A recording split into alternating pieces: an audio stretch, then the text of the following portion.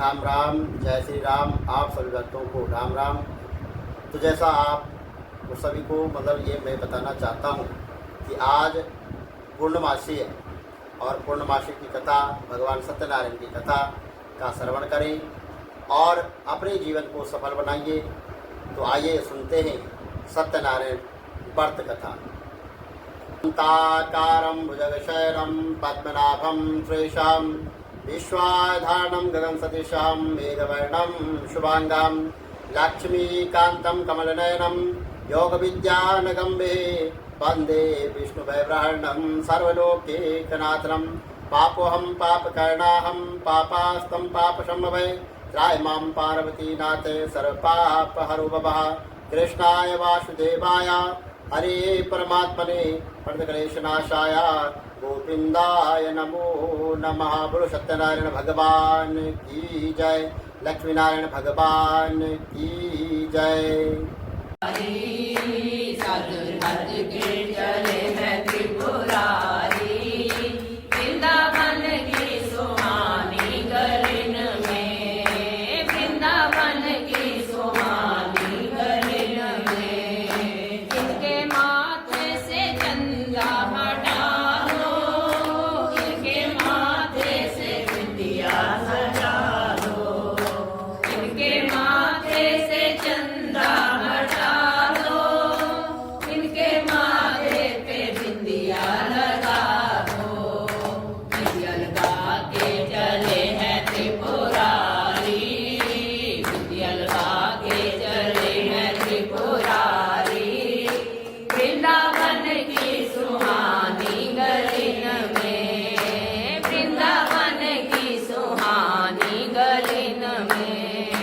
सज धज के चले हैं त्रिपुरारी, सज धज के चले हैं त्रिपुरारी।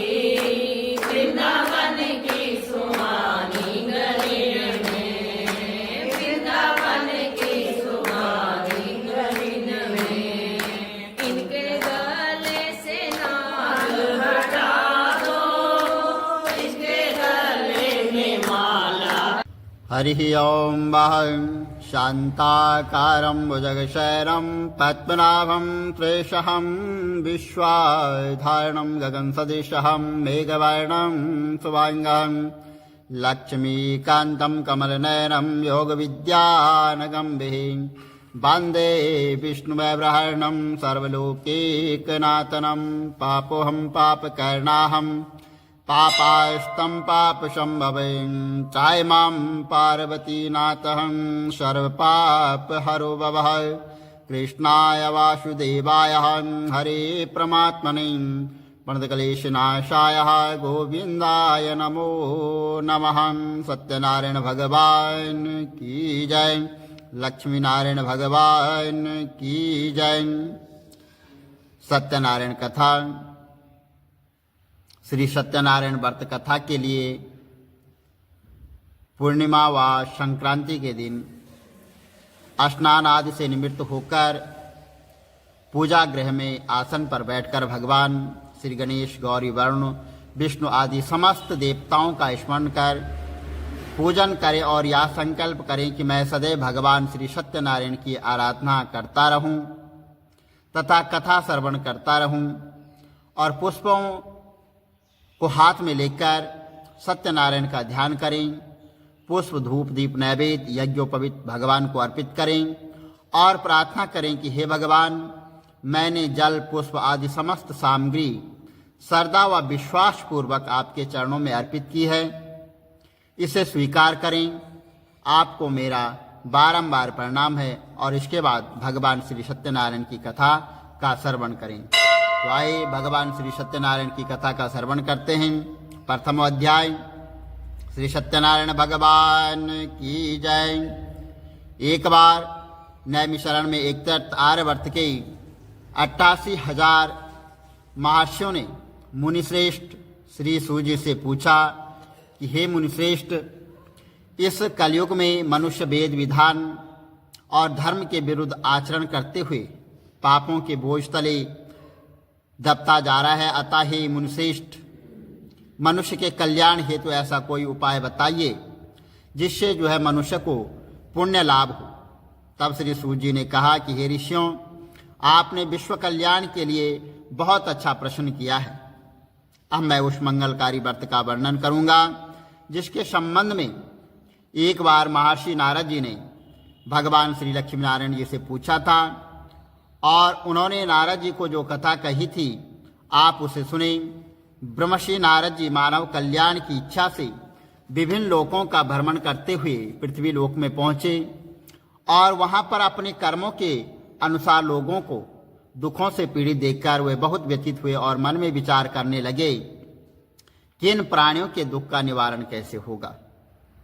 जब वह कोई उपाय न सोच सके तो भगवान विष्णु के सामने वह उपस्थित हुए और वहां नारद जी ने श्वेत वर्ण और 4 भुजाओं वाले शंख चक्र गदा और पद्म से सुसज्जित देवों के ईश भगवान विष्णु की स्तुति करते हुए कहा कि हे नारायण, आप सर्वशक्तिमान व सृष्टि के पालन करता है। आपका कोई आदि मध्य और अंत नहीं है। आप सृष्टि के कण कण में विद्यमान हैं और अपने भक्तों की मंगल कामनाएं पूरी करने वाले हैं। मैं आपको नमस्कार करता हूं, बारंबार प्रणाम करता हूं। नारद जी की इस प्रकार की स्थिति सुनकर भगवान विष्णु मुस्कुराते हुए बोले कि हे मुनिवर, आप निसंकोच होकर अपने आने का कारण बताइए। तब नारद जी ने कहा कि पृथ्वी लोक में अपने अपने कर्मों के अनुसार विभिन्न योनि में रहते हुए दुखों से पीड़ित मुझ पर कृपा करते हुए कोई ऐसा उपाय बताइए जिससे उनका दुख जो है नष्ट हो सके। तब भगवान विष्णु ने कहा कि हे नारद, अब मैं ऐसे व्रत का वर्णन करने जा रहा हूं जिसके करने से विश्व के सभी स्त्री पुरुष पापों से उनको मुक्ति मिलेगी और निर्धनता नष्ट हो जाएगी और मनुष्य आनंद पूर्वक जीवन यापन करेगा। श्री सत्यनारायण भगवान के इस व्रत को करने से उनकी सभी मंगल कामनाएं पूरी होगी, उनकी सभी इच्छाएं पूरी होगी। नारद जी ने जब व्रत के बारे में विधि विधान की जानकारी चाही तो भगवान नारायण बोले कि मन और वचन कर्मणा, मनसा वाचा कर्मणा से शुद्ध होकर मनुष्य जो है भक्ति एवं श्रद्धा भाव से किसी भी दिन यह जो है व्रत कर सकता है। नैवेद्य आदि भक्ति भाव से अर्पित कर ब्राह्मणों को भोजन कराएं और दक्षिणा दें। इस प्रकार श्री सत्यनारायण की आराधना करने से सभी कष्टों से मुक्ति पाकर वह धन संपन्न व सुखी होकर आनंद पूर्वक जीवन व्यतीत करता है। इति प्रथमो अध्याय। सत्यनारायण भगवान की जय। प्रथमो अध्याय संपूर्ण। द्वितीय अध्याय। दूसरा अध्याय। श्री सूत जी बोले कि हे ऋषि मुनियों, अब मैं आपको उस निर्धन ब्राह्मण की कथा सुना रहा हूं जिसने श्री सत्यनारायण भगवान का सबसे पहले व्रत किया था और प्राचीन समय में वह निर्धन ब्राह्मण काशी में रहता था और भिक्षा मांगकर वह अपना जीवन यापन कर रहा था। ब्राह्मण की दुर्दशा देखकर ब्राह्मणों से प्रेम करने वाले श्री सत्यनारायण भगवान ने एक दिन जो है बूढ़े व्यक्ति का रूप प्रवृत्त कर उसके पास जाकर जो है आदर से पूछा कि हे ब्राह्मण देवता, तुम इस तरह घर घर भिक्षा मांगकर अनेक कष्टों को सहन करते हुए कैसे जीवन यापन कर रहे हो? तो दरिद्र ब्राह्मण ने कहा कि हे मित्र, मेरा आय का कोई साधन नहीं है और मैं भिक्षा मांगकर अपना जीवन यापन कर रहा हूं। निर्धन ब्राह्मण की बात सुनकर बूढ़े व्यक्ति ने कहा कि हे मित्र, श्री सत्यनारायण भगवान का व्रत करने से सभी कष्टों का निवारण होता है और भगवान श्री सत्यनारायण की पूजा आराधना करने से तुम्हारी सभी मनोकामनाएं जो पूरी होगी और तुम्हारे घर में धन संपत्ति के भंडार भरेंगे और धन संपत्ति की वर्षा होगी। ब्राह्मण को व्रत करने की विधि बताकर सत्यनारायण भगवान वहां पर अंतर्ध्यान हो गए। निर्धन ब्राह्मण ने बूढ़े व्यक्ति द्वारा बताए गए व्रत को करने का निश्चय किया और उस रात उसे नींद नहीं आई। वह व्रत करने के बारे में सोचता रहा और रात भर भगवान श्री सत्यनारायण भगवान का स्मरण करता रहा। प्रातः उठकर भगवान सत्यनारायण का व्रत रखने का निश्चय करता हुआ निर्धन ब्राह्मण भिक्षा मांगने के लिए निकल पड़ा और उस दिन उस ब्राह्मण को भिक्षा में बहुत सारा धन मिला और घर लौटकर उसने अपने आसपास के लोगों के साथ भगवान श्री सत्यनारायण की पूजा करने व उन्हें व्रत कथा सुनने के बाद सभी को प्रसाद देकर स्वयं भी प्रसाद ग्रहण किया और कुछ ही दिनों में ब्राह्मण की निर्धनता जो है दूर हो गई। उसके घर में धन धान्य की वर्षा होने लग गई। हे श्रेष्ठ मुनियों, अब मैं आपको उन लोगों की भी कथा सुनाता हूँ जिन्होंने उस ब्राह्मण से श्री सत्यनारायण भगवान की व्रत कथा सुनकर यह व्रत किया है और उनके कष्ट दूर हुए हैं। धन संपत्ति से संपन्न उस ब्राह्मण ने हर महीने नियमित रूप से व्रत करते हुए जब अगले माह श्री सत्यनारायण भगवान का व्रत किया तो उस व्रत में बहुत से उसके भाई बंधु और मित्र जो है वहां पर सम्मिलित हुए और उसी समय जो है एक बूढ़ा लकड़हारा वहां से जा रहा था। उसे बड़ी प्यास लग रही थी, अतः जल पीने की इच्छा से बूढ़े लकड़हारे ने लकड़ियों के अपने उस गटर को जो है तो जमीन पर रखा और घर के आंगन में पहुंचकर उस ब्राह्मण से पूछा कि हे ब्राह्मण देवता, आप यहाँ किसका पूजन कर रहे हैं? इस व्रत के करने से क्या लाभ होता है? कृपा करके मुझे बताइए। तब बूढ़े लकड़हारे की बातें सुनकर उस ब्राह्मण ने कहा, मैं अपने बंधुओं और परिचितों के साथ श्री सत्यनारायण भगवान की पूजा कर रहा हूँ और इस व्रत के करने से श्री सत्यनारायण भगवान की अनुकंपा से निर्धनता नष्ट होती है, संसार के दुखों से मुक्ति मिलती है। और ब्राह्मण के इस व्रत का वर्णन सुनकर बूढ़ा लकड़हारा बहुत प्रसन्न हुआ और मन ही मन जो है भगवान सत्यनारायण का व्रत करने का निश्चय कर लिया। और चलते हुए लकड़हारे ने मन में सोचा कि आज लकड़ियां बेचने से जो धन मिलेगा उस धन से मैं श्री सत्यनारायण भगवान की पूजा करूंगा। ऐसा विचार करने से उस दिन लकड़हारे को लकड़ियों के अधिक रुपए मिले और लकड़हारे ने उन रुपयों से केले के फल, घी, दूध, दही, गेहूं का आटा, शक्कर खरीद कर लाकर और घर लौटकर लकड़हारे ने देवों की प्रिय काशी नगरी में भगवान श्री सत्यनारायण की पूजा की। उस पूजा में उसके परिवार के व आसपास के लोग जो है सम्मिलित हुए। श्री सत्यनारायण भगवान की पूजा और व्रत कथा सुनने के बाद लकड़हारे ने प्रसाद बांटकर स्वयं भी प्रसाद ग्रहण किया। सत्यनारायण भगवान की अनुकंपा से लकड़हारे के घर में धन धान्य की वर्षा होने लगी, उसकी निर्धनता दूर हो गई। श्री सत्यनारायण भगवान की पूजा करते हुए लकड़हारा आनंद पूर्वक जीवन यापन करता हुआ अंत में मोक्ष को प्राप्त हो गया और वैकुंठ धाम को चला गया। यदि सत्यनारायण व्रत कथा द्वितीय अध्याय संपूर्ण। बोलो सत्यनारायण भगवान की जय। तृतीय अध्याय। श्री सूजी बोले कि हे ऋषि मुनियों, अब मैं आपको आगे की कथा सुनाता हूं। प्राचीन समय में कनकपुर में उल्कामुख नाम का एक बुद्धिमान तथा सत्यवादी राजा राज करता था। वह प्रतिदिन मंदिर में जाकर भगवान सत्यनारायण की पूजा करता था और निर्धनों को अन्न, वस्त्र और धन दान करता था। उसकी पत्नी सुभद्रा बहुत सुशील थी और वे दोनों हर महीने जो है भगवान सत्यनारायण का व्रत करते थे। सत्यनारायण की अनुकंपा से उनके महल में धन संपत्ति के भंडार भरे थे। उनकी सारी प्रजा बहुत आनंद से जीवन यापन कर रही थी। एक बार राजा और रानी बहुत से लोगों के साथ जब भद्रशिला नदी के किनारे श्री सत्यनारायण भगवान की पूजा कर रहे थे तो नदी के किनारे एक बड़ी नाव आकर ठहरी और उस नाव में एक धनी व्यापारी जो है यात्रा कर रहा था। वह बहुत सा धन कमाकर अपने नगर को लौट रहा था। उसका सारा धन उस नाव में रखा हुआ था।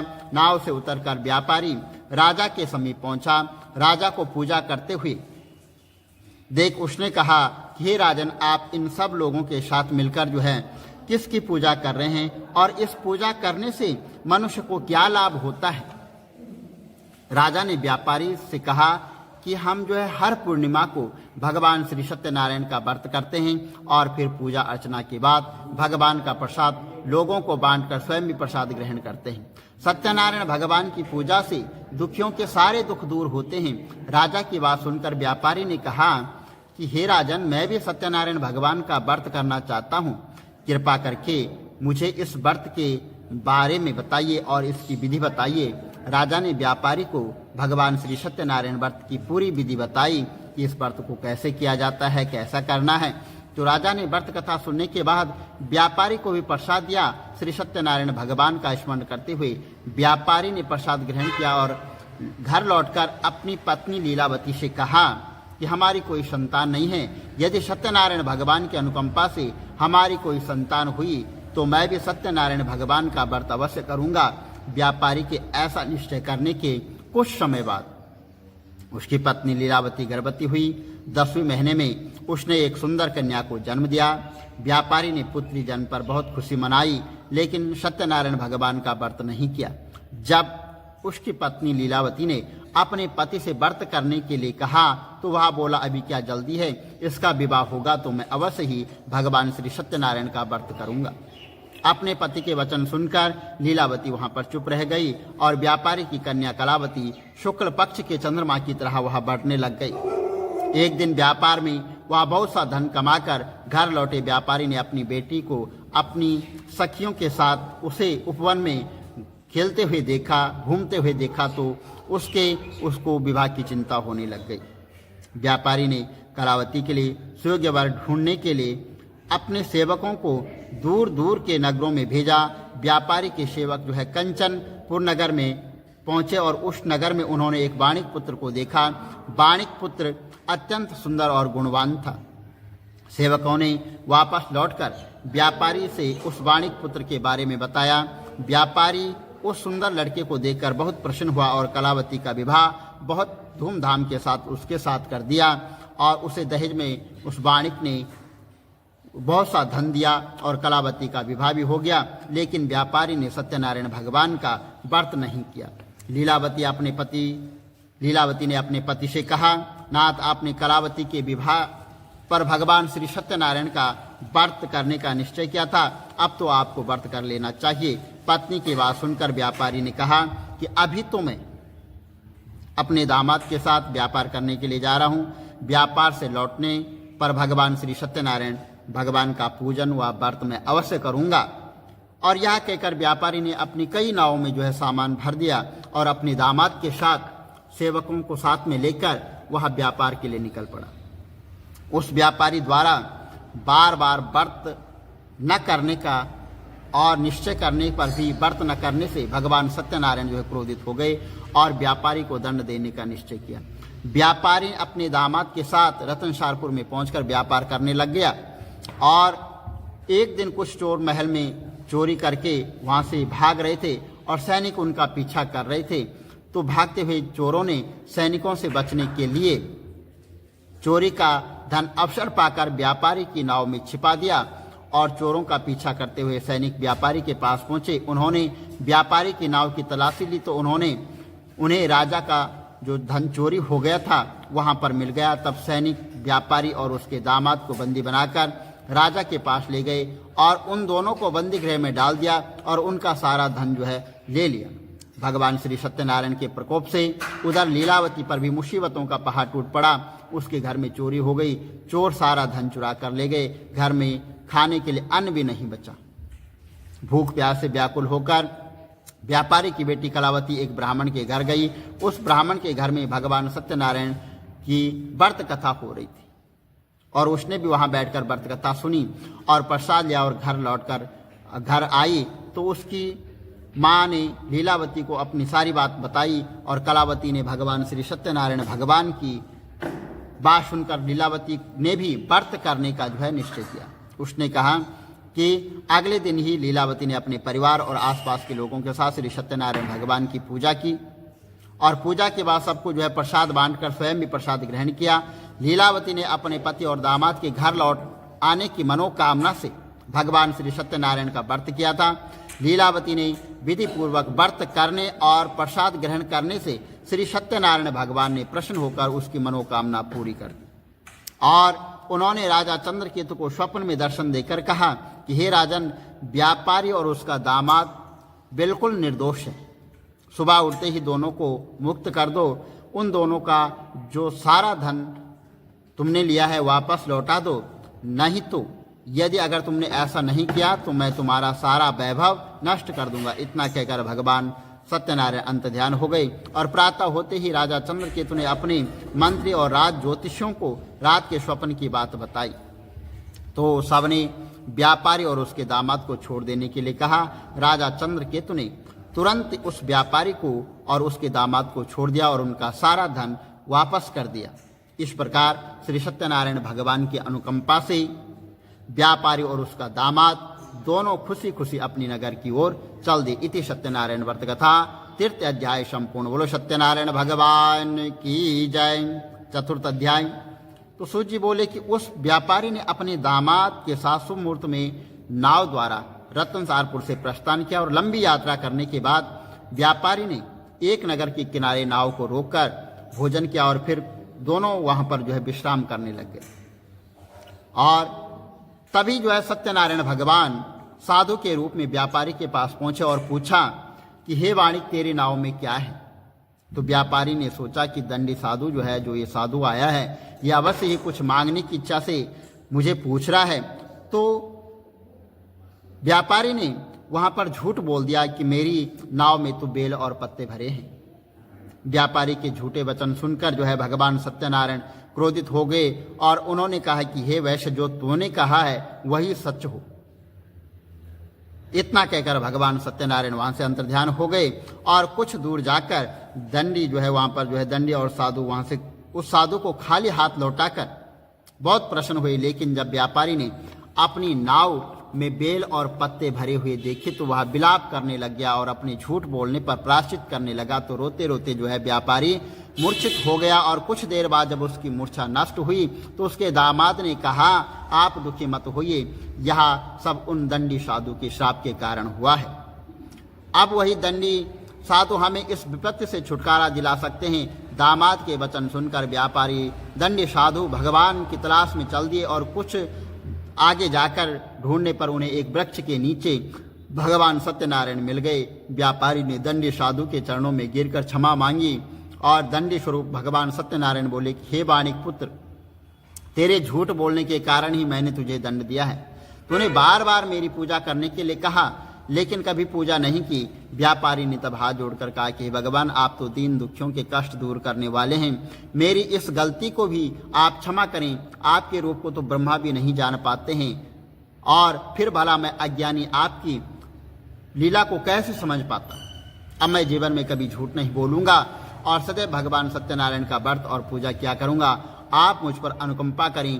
व्यापारी की क्षमा याचना सुनकर दंडी साधु ने उसे क्षमा कर दिया और उसी समय व्यापारी की नाव में भरे हुए बेल और पत्ते धन और धान्य में परिवर्तित हो गए और अपने सेवकों के साथ अगले ही दिन वह भगवान सत्यनारायण का व्रत करके उनकी पूजा करके सबको प्रसाद वितरित करके स्वयं प्रसाद ग्रहण किया और व्यापारी अपनी नगर की ओर चल दिए।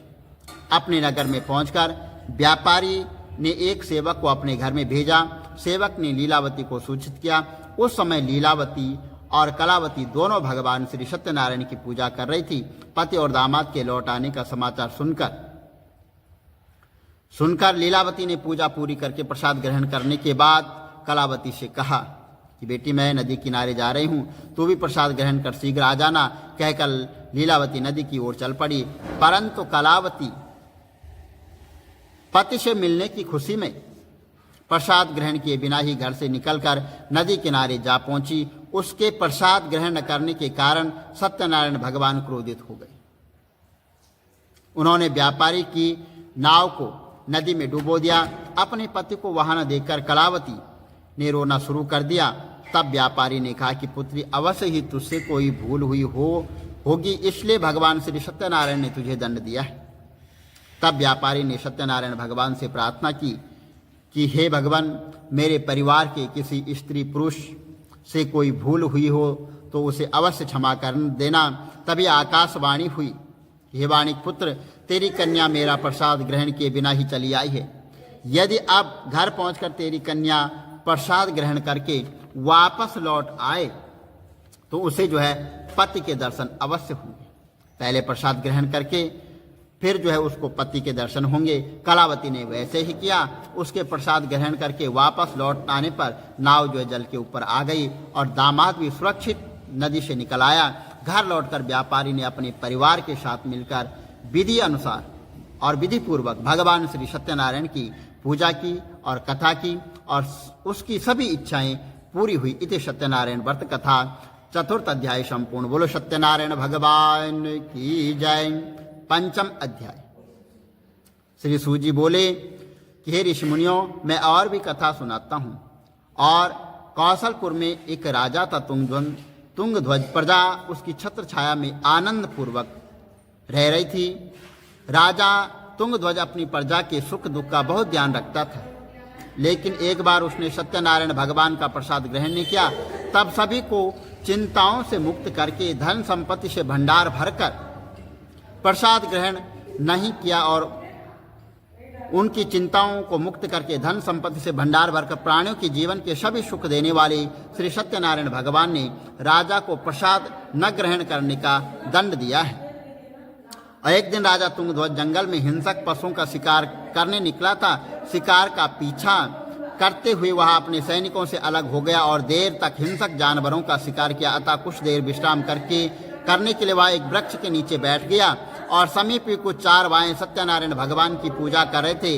राजा ने उनके पास से गुजरते हुए भगवान सत्यनारायण को नमस्कार नहीं किया और चारवाओं ने जब राजा को पूजा के बाद प्रसाद दिया तो राजा ने प्रसाद भी ग्रहण नहीं किया और घोड़े पर सवार होकर अपनी नगर की ओर चल दिया। राजा जब नगर में पहुंचा तो उसने देखा कि उसका सारा वैभव नष्ट हो गया। श्री सत्यनारायण भगवान के प्रकोप से राजा निर्धन हो गया। तब राज ज्योतिषियों ने राजा से कहा कि महाराज, आपसे अवश्य कोई भूल हुई है। अगर आप उस भूल का प्रायश्चित कर लें तो सब कुछ पहले जैसा हो जाएगा।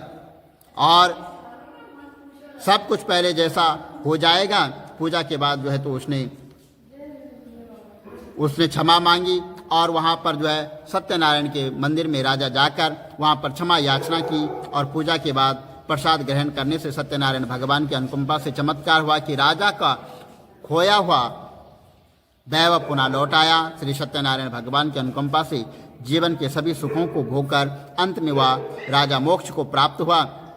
सत्यनारायण भगवान के व्रत पूजा को जो भी मनुष्य करता है उसके सभी दुख चिंताएं नष्ट होती है। सभी मनोकामनाओं को प्राप्त कर मनुष्य मोक्ष को प्राप्त कर सीधे बैकुंठ धाम को जाता है। श्री सूत जी ने कुछ पल रुककर कहा कि हे श्रेष्ठ मुनियों, श्री सत्यनारायण भगवान के व्रत को पूर्व जन्म में जिन लोगों ने किया है उन्हें दूसरे जन्म में सभी तरह के सुख प्राप्त हुए। वृद्ध सदानंद ब्राह्मण ने पूर्व जन्म में भगवान सत्यनारायण का विधिवत व्रत किया तो दूसरे जन्म में सुदामा के रूप में भगवान की पूजा करते हुए अंत में मोक्ष को प्राप्त किया और वैकुंठ धाम को चला गया। उल्कामुख राजा अगले जन्म में राजा दशरथ के रूप में हुए और मोक्ष को प्राप्त करके वैकुंठ को चले गए।